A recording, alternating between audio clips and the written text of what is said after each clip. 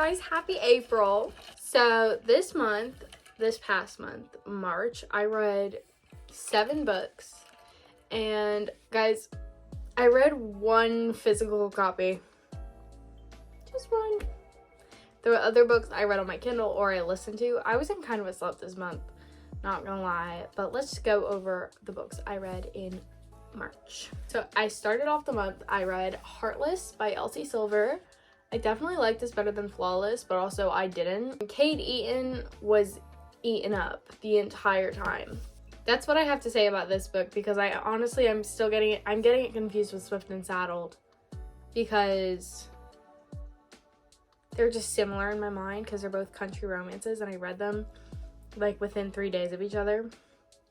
But what even happened in this book? Again, guys, I can't film a reading rap if I can't remember what I read. Yes.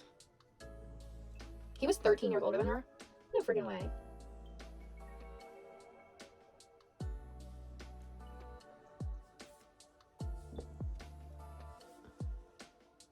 It says, he's gruff, a little rough around the edges.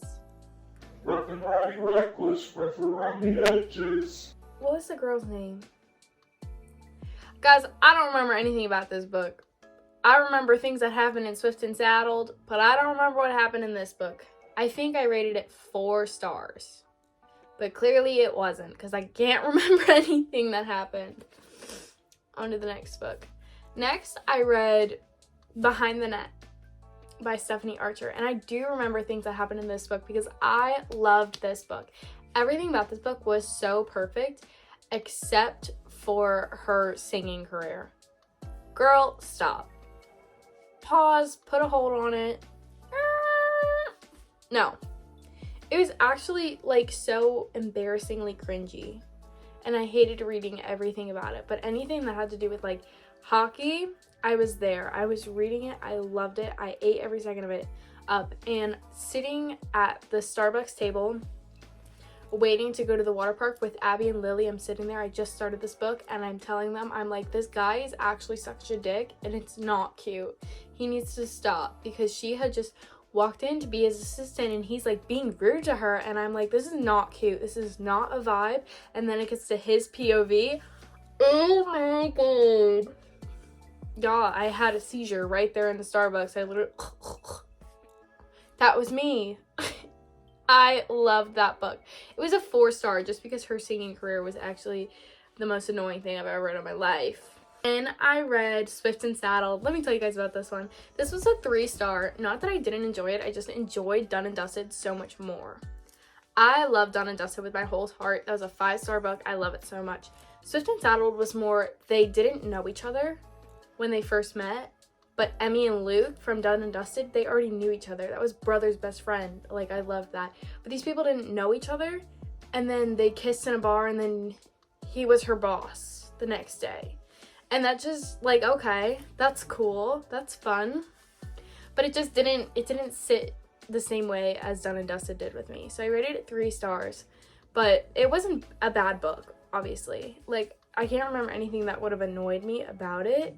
But it just definitely didn't live up to the same thing as Done and Dusted. But I'm so excited for the next book, because the next one is about Teddy and Gus, I think his name is. And I'm so excited for that one because Gus, like, hates her and she hates him. And everyone's like, there's, like, a few people who are like, oh, they're gonna get together. But everyone in their, like, family and their close-knit circles, like, no, you don't know them. They're not gonna get together, obviously. But they're so in love with each other. And it's so obvious, and I'm so excited for that book. Editing me popping in here to say, can we get a round of applause for her, because she just talked about an entire book for over a minute and didn't say she didn't know what the fuck she was talking about. Can we get a round of applause? So proud of her.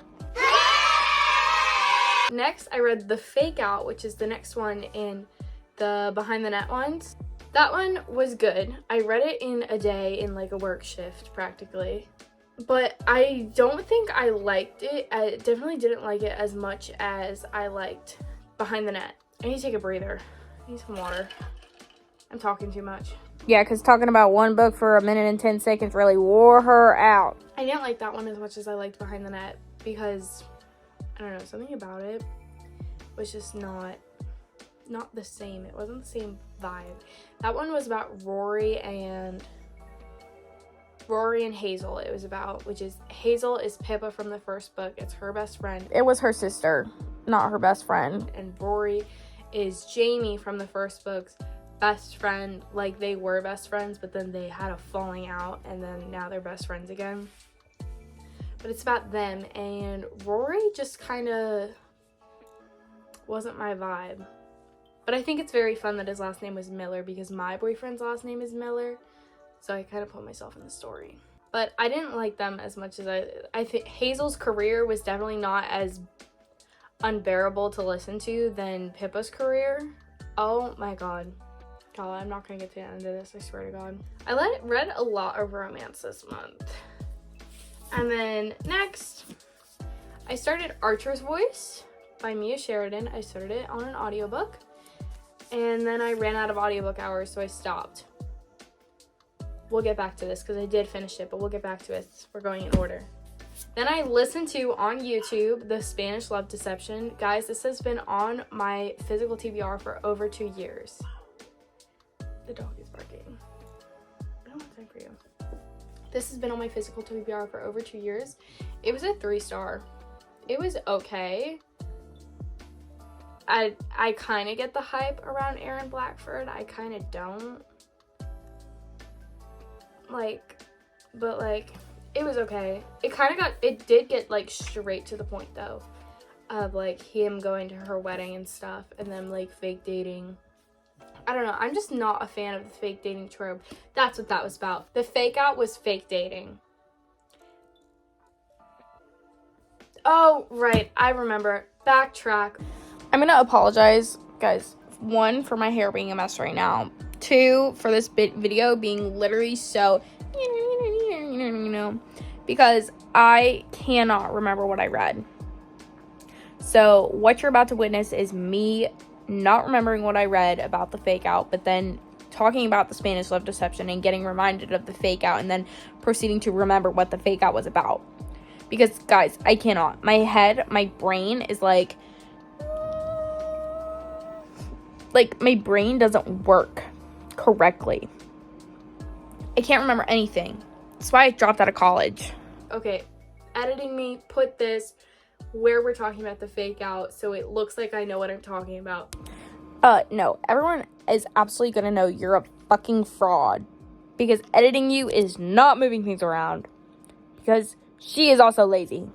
Okay, the fake out was Hazel and Rory were fake dating because Hazel's ex-boyfriend was on the team, the hockey team that Rory and Jamie were on, and Hazel is like the physio. Is that how you pronounced it? That's how I pronounced it. If I'm wrong, tell me. But she was that for the team, but her ex-boyfriend got on the team, and then they fake dated to make him jealous, and then they fell in love. Wild. Also, whoa, redo. How does one high school produce three people going into the NHL? And then how do those 3 people going into the NHL from the same high school get on the same team? How does that happen? Anyways, where was I talking about? Spanish Love Deception. It was okay. I think the only scene I remember from this book is them playing football or soccer. I don't remember what they were playing. They were in a field. I remember that. And that is practically all I remember about that. I picked up Powerless by Lauren Roberts. But then in the middle of that, I finished Archer's Voice because I got my audiobook hours back. And guys, this was the 5-star read. This was the read of the month. I loved it. I ate it up. I gobbled it. I swallowed it whole. I don't even know what I have to say about this book. It was so good. This has also been on my physical TBR for a minute. Definitely a minute. I just love this like small town feel, and then nobody liked Archer, but then she didn't know Archer, and then she talked with him, and it was like, oh my gosh, it's actually the sweetest thing ever. They're so sweet and they're so cute. Travis?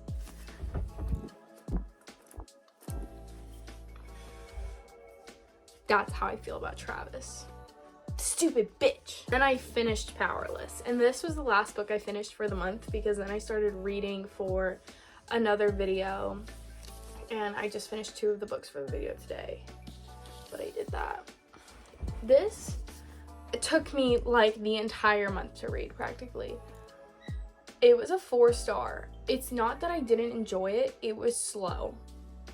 But I don't know, it wasn't slow in like I was bored way, it was just slow. Like there was something going on in every page, but I just was bored. Not really.